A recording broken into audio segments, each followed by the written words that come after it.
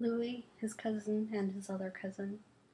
Downstairs from Mama's is a basement apartment that Mama's mother fixed up and rented to a Puerto Rican family. Louis' family. Louis is the oldest in a family of little sisters. He's my brother's friend, really, but I know he has two cousins and that his t-shirts never stay tucked in his pants. Louis' girl cousin is older than us. She lives with Louis' family because her own family is in Puerto Rico. Her name is Marin or Maris or something like that. And she wears dark nylons all the time and lots of makeup she gets free from selling Avon. She can't come out, gotta babysit with Louis' sisters. But she sings a lot, all the time singing, clicking her fingers, same song. Apple, peaches, pumpkin pie.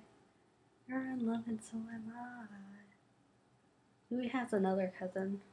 We saw him once, but it was important. We were playing volleyball in the alley when he drove up in this big yellow Cadillac with white walls and a yellow scarf tied around the mirror. Louis' cousin had his arm out the window. He honked a couple times. A lot of faces looked out from Louis' back window, and then a lot of people came out. Louis, Marine, and little sisters. Everybody looked inside the car and asked where he got it. There were white rugs and white leather seats. We all asked for a ride and asked where he got it. Louis' cousin said, "Get in." We each had to sit in with one of Louis' little sisters on our lap, but that was okay. The seats were big and soft like a sofa, and there was a little white cat in the back window whose eyes lit up when the car stopped or turned. The windows didn't roll up like in ordinary cars. Instead, there was a button that did it for you automatically. We rode up the alley and around the block 6 times, but Louis' cousin said he was going to make us walk home if we didn't stop playing with the windows or touching the FM radio. 7th time we drove into the alley, we heard sirens. Real quiet at first, but then louder. Louis' cousin stopped the car right where we were and said, "Everybody get out of the car." And he took off flooring that car into a yellow blur. I hardly had time to think when the cop car pulled in the alley going just as fast. We saw the yellow Cadillac at the end of the block trying to make a left-hand turn, but our alley is too skinny and the car crashed into a lamppost. Marine screamed and we ran down the block to where the cop's siren spun a dizzy blue. The nose of that yellow Cadillac was all pleated like an alligator's except for a bloody lip and a bruised forehead. Louis' cousin was okay. They put handcuffs on him and put him in the back seat of the cop car. We all waved as they drove by.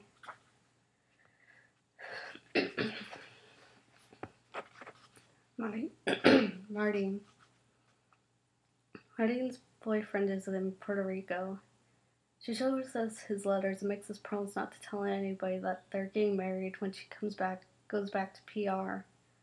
She says he doesn't get a job yet, but she's saving the money she gets from selling Avon to take care of her cousins. Marina says that if she stays here next year, she's going to get a real job downtown because that's where the best jobs are, since you always get to look beautiful and get to wear nice clothes and can meet someone in the subway who might marry you and take you to live in a big house far away. But next year, Louis' parents are going to send her back to her mother with a letter saying she's too much trouble, and that's too bad because I like Martine. She's older and knows a lot of things.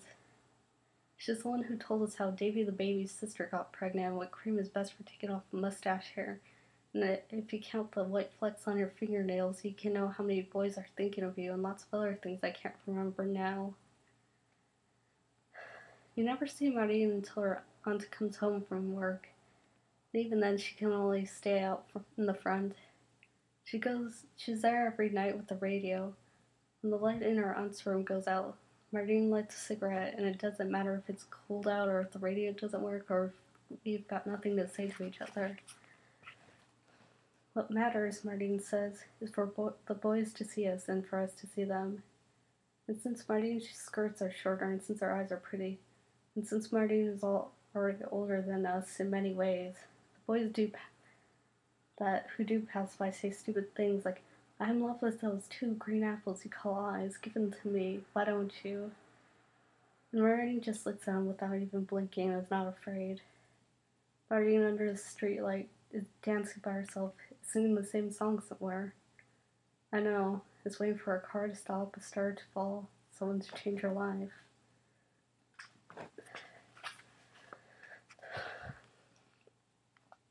Those who don't. Those who don't know any better come into our neighborhood scared.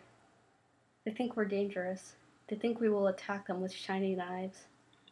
They're stupid people who are lost and got here by mistake. But we aren't afraid. We know the guy with the crooked eye is Davy the baby's brother, and the tall one next to him in the straw brim. That's Rosa's Eddie B, and the big one that looks like a big, dumb grown man, he's Fat Boy, though he's not fat anymore, nor a boy. All brown, all around, we are safe. But watch us drive into a neighborhood of another color and our knees go shickety shake, and our car windows get rolled up tight and our eyes look straight. Yeah, that's how it goes and goes.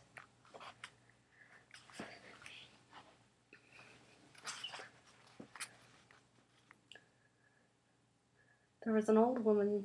She had so many children she didn't know what to do. Rosa Vargas's kids are too many and too much. It's not her fault, except she is their mother and only one against so many. They're bad, those Vargases. And how can they help it with only one mother who's tired all the time from buttoning and bottling and babying, and who cries every day for the man who left without even leaving $1 for bologna or a note explaining how come. The kids bend trees and bounce between cars and dangle upside down from knees and almost break like fancy museum bases you can't replace. They think it's funny. They're without respect for all things living, including themselves. But after a while, you get tired of being worried about kids who aren't even yours. One day they were playing chicken on Mr. Benny's roof. Mr. Benny Roof says, "Hey, ain't you kids know better than to be swinging up there? Come down. You come down right now." And then they just spit. See? That's what I mean. No wonder everybody gave up. Just stopped looking out when little Efren chipped his buck tooth on a parking meter and didn't even stop when Refugio from getting her head stuck between two slats in the back gate, and nobody looked up not once the day Angel Vargas learned to fly and dropped from the sky like a sugar donut, just like a falling star, and exploded down onto the earth without even an O.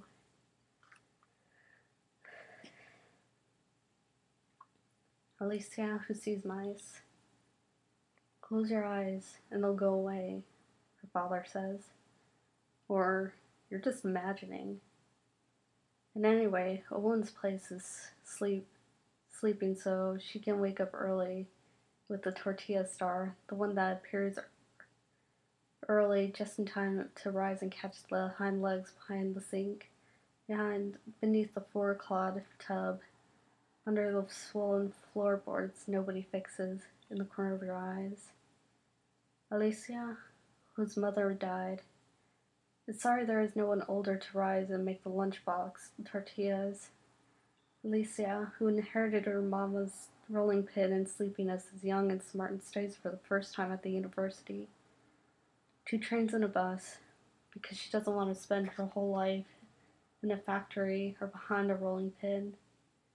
Is a good girl, my friend, studies all night and sees the mice.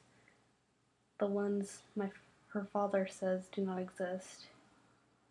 Is afraid of nothing except 4-legged fur. And fathers.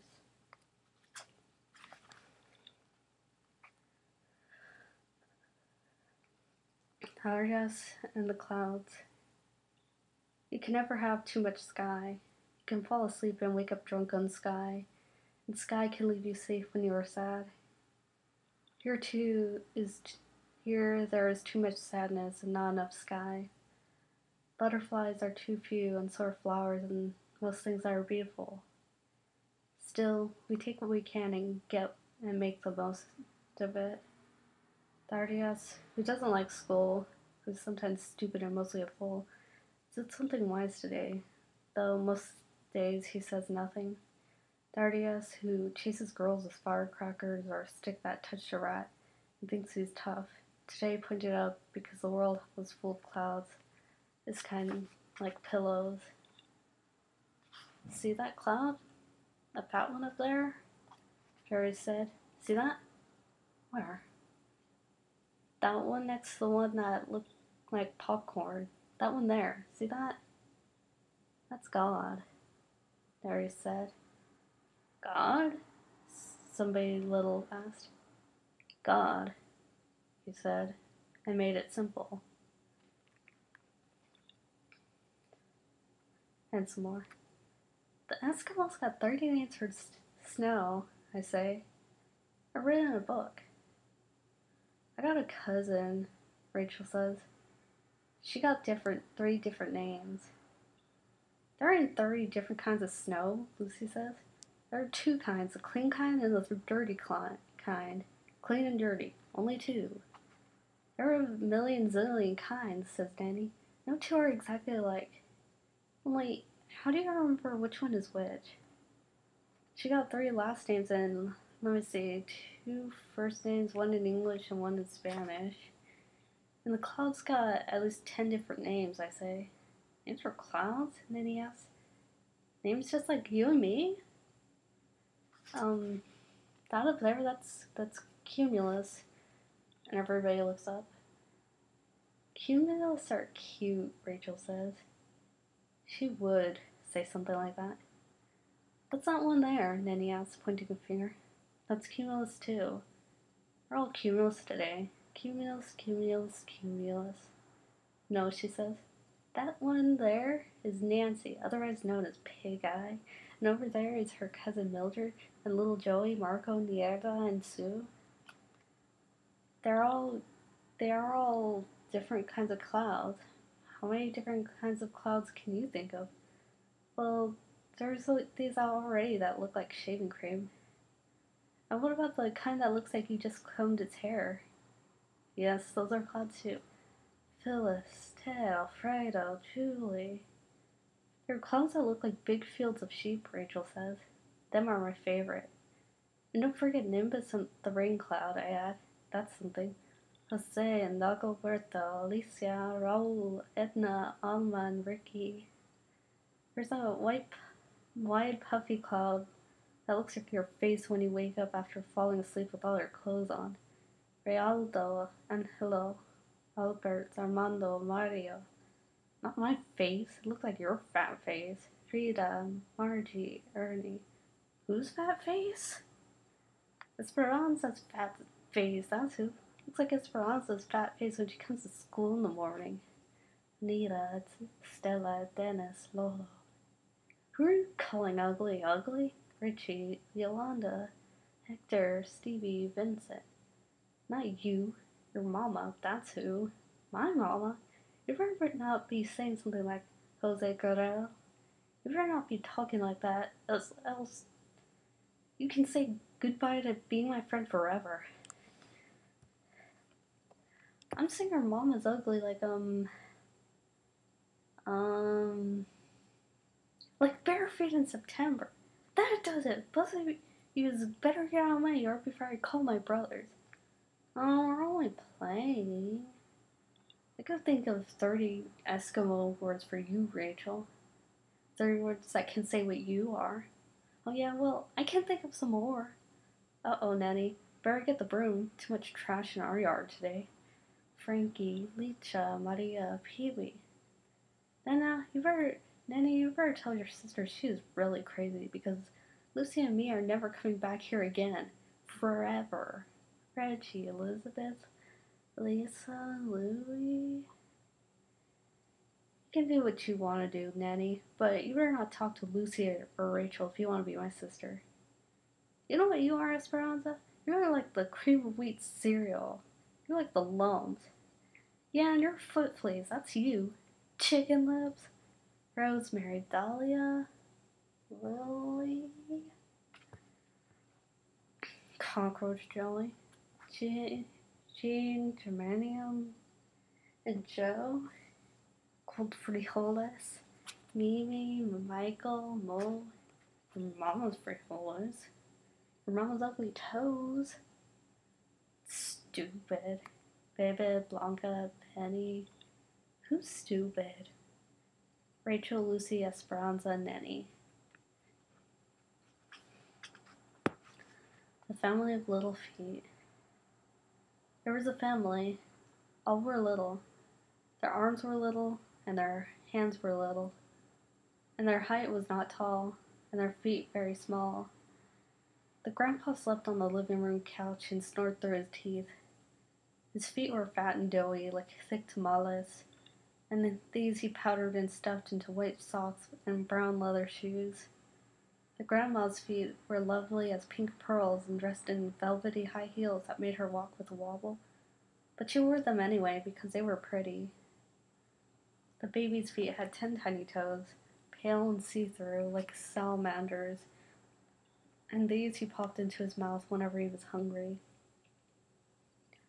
The mother's feet, plump and polite, descended like white pigeons from the sea of a pillow across the linoleum roses, down the wooden stairs, over the chalk hopscotch squares, 5, 6, 7, blue sky. Do you want this? And gave us the paper bag with one pair of lemon shoes and one red and one pair of dancing shoes that used to be white but were now pale blue. Here. And we said thank you and waited until she went upstairs. Hooray! Today we are Cinderella because our feet fit exactly, and we laughed at Rachel's one foot with a girl's gray sock and a lady's high heel. Do you like these shoes?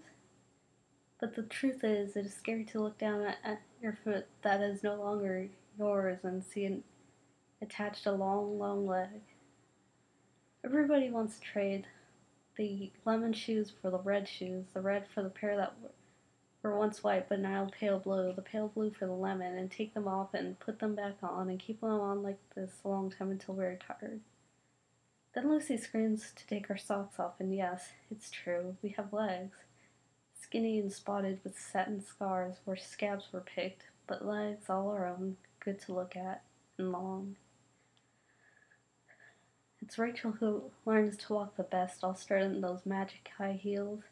She teaches us to cross and uncross our legs, and to run like a double Dutch rope, and how to walk down to the corner so that the shoes talk back to you with every step. Lucy, Rachel, me, teettering like so, down to the corner where the men can't take their eyes off us. It must be Christmas. Mr. Benny at the corner grocery puts down his important cigar. Your mother know you got shoes like that? Who gave you those? Nobody. Them shoes are dangerous, he says. You girls too young to be wearing shoes like that. You take them shoes off before I call the cops. But then we just run. On the avenue, a boy on a homemade bicycle calls out, Ladies, lead me to heaven. But there's nobody around but us. Do you like these shoes? Rachel says yes, and Lucy says yes, and yes I say. These are the best shoes. We'll never go back to wearing the other kind again. Do you like these shoes? In front of the laundromat, 6 girls with the same fat face pretend we're invisible. They're the cousins, Lucy says, and always jealous. We just keep strutting. Across the street in front of the tavern, a bum man on the stoop. Do you like these shoes? The bum man says. Yes, little girl. The lemon shoes are so beautiful. But come closer, I can't see very well. Come closer. Please. You are a pretty girl, the bum man continues. What's your name, pretty girl? And Rachel says, Rachel. Just like that. And now you know to talk to drunks is crazy and to tell them your name is worse. But who can blame her? She's young and dizzy to hear so many sweet things in one day, even if it's a bum man's whiskey words saying them. Rachel, you are prettier than a yellow taxi cab, you know that? But we don't like it. We've got to go, Lucy says. If I give you $1, will you kiss me? How how about $1? I give you $1. And he looks in his pocket for wrinkled money. We have to go right now, Lucy says, taking Rachel's hand because she looks like she's thinking about that $1. Bumman is yelling something to the air, but by now we're running fast and far away, our high-heeled shoes taking us all the way down the avenue, around the block, past the ugly cousins, past Mr. Benny's, up Mongo Street, the back way, just in case.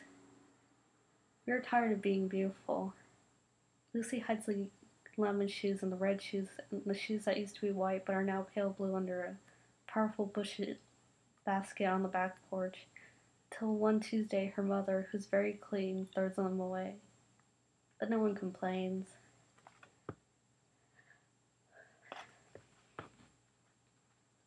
A rice sandwich. The special kids, the ones who wear keys around their necks, get to eat in the canteen. Canteen? Even the name sounds important. And these kids at lunch go there because their mothers aren't home or home is too far away to get to. My home isn't far, but it's not close either. And somehow I got it in my head one day to ask my mother to make me a sandwich and write a note to the principal so I could eat in the canteen too. Oh no, she says, pointing the butter knife at me as if I'm starting trouble. No, sir. Next thing you know, everybody's going to be wanting a bag lunch. I'll be up all night cutting the bread into little triangles. This one with mayonnaise, this one with mustard. No pickles on mine, but mustard on one side, please. I get kids just like to invent more work for me. But Nanny said she doesn't want to eat at school ever, because she likes to go home with her best friend Gloria, who lives across the schoolyard. Gloria's mama has a big color TV, and all they do is watch cartoons.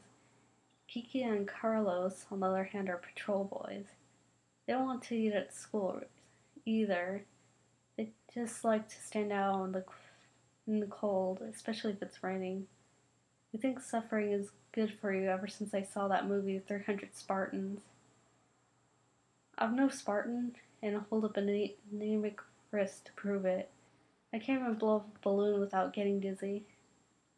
And besides, I know how to make my own lunch. If I ate at school, there'd be less dishes to wash. You could see me less and like me better. Every day at noon, my chair would be empty. Where's my favorite daughter? You would cry. And when I came home finally at 3 p.m., you would appreciate me. Okay, my mother says after 3 days of this. And the following morning, I get to school with my mother's letter and a rice sandwich because we don't have lunch meat. Mondays or Fridays, it doesn't matter. Mornings always go by slow, and this day especially. But lunchtime came finally, and I get in line with stay-at-school kids. Everything is fine until the nun who knows all the canteen kids by heart looks at me and says, who sent you here? And since I am shy, I don't say anything, just hold out my hand with the letter.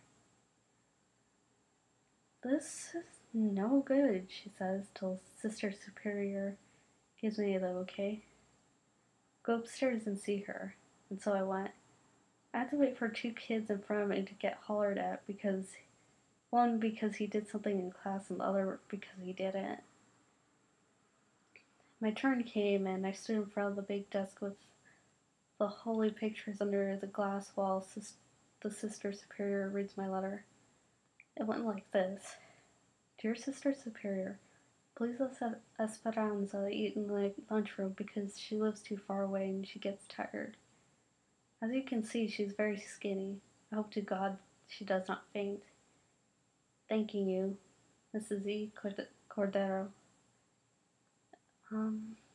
You don't live far, she says. You live across the boulevard. That's only 4 blocks. Not even. 3, maybe. 3 blocks away from here. I bet I can see your house from my window. Which one? Come here. Which one is your house? And then she made me stand up on a box of books and point. That one? She said, pointing to a row of ugly 3 flats. The ones even the Raggedy Men are ashamed to go into. Yes, I nodded even though I knew that wasn't my house and started to cry. I always cry when nuns yell at me, even when they're not yelling. Then she was sorry and said I could stay, just for today, not tomorrow or the day after. You go home. And I said yes, and could I please have a Kleenex? I had to blow my nose. In the canteen, which was nothing special, lots of boys and girls watched while I cried and ate my sandwich. The bread was already greasy and the rice cold.